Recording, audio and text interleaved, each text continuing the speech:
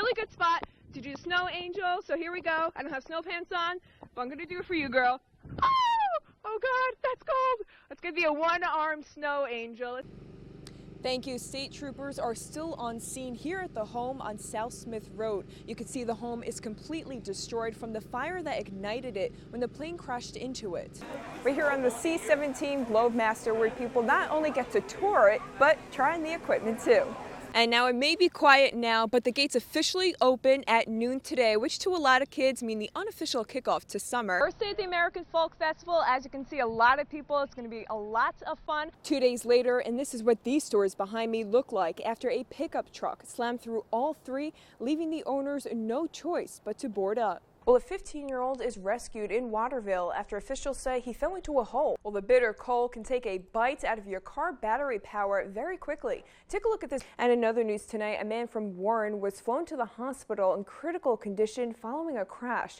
And Ray will train at the Criminal Justice Academy in Vassalboro. Her training should wrap up in October. Good luck to her. After this car hit a utility pole Monday night, crews have been working around the clock to fix downed power lines and poles here on Lexington Avenue.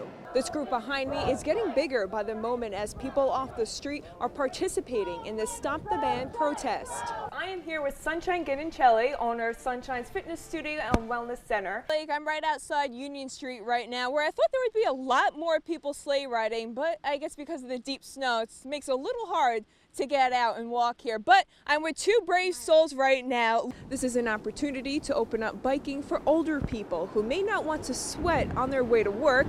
Police have reported 18-year-old Peter Arifridge has been located deceased at Hook Mountain State Park in Congers. Juan Rodriguez couldn't help but weep inside the courtroom Saturday night.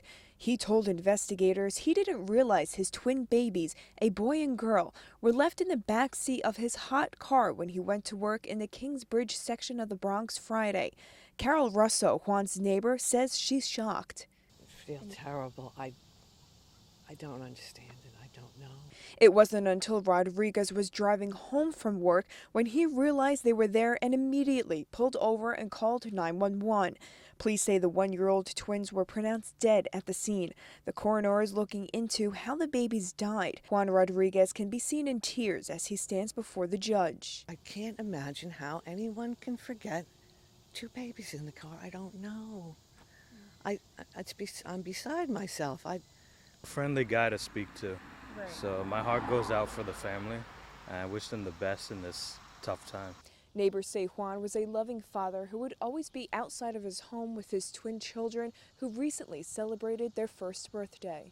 I suppose it could happen. I don't know. I wouldn't make a judgment. I honestly don't know. It's just horrific either way. Some say he shouldn't face charges because of the fact he's going to have to live with this pain for the rest of his life. The judge did set his bail at $100,000, but Juan was released 2 hours later. He is due back in court August 1st. Reporting in New City, Shonna Narine, Files 1 News.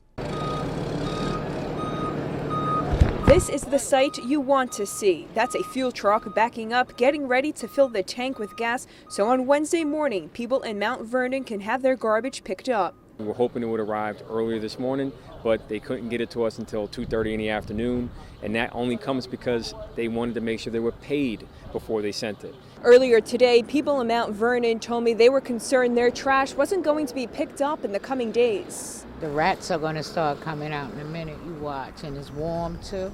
If I remember correctly, Westchester has a lot of taxes, and they pay a lot of money in taxes, and so for them not to have money for fuel so they can't pick up garbage is ludicrous. This all stems from the garbage trucks not having any fuel, which means they couldn't pick up garbage. Mayor Richard Thomas called an emergency meeting Tuesday morning to meet with Comptroller Deborah Reynolds and the City Council to address the garbage pickup issue. He was the only one that showed up.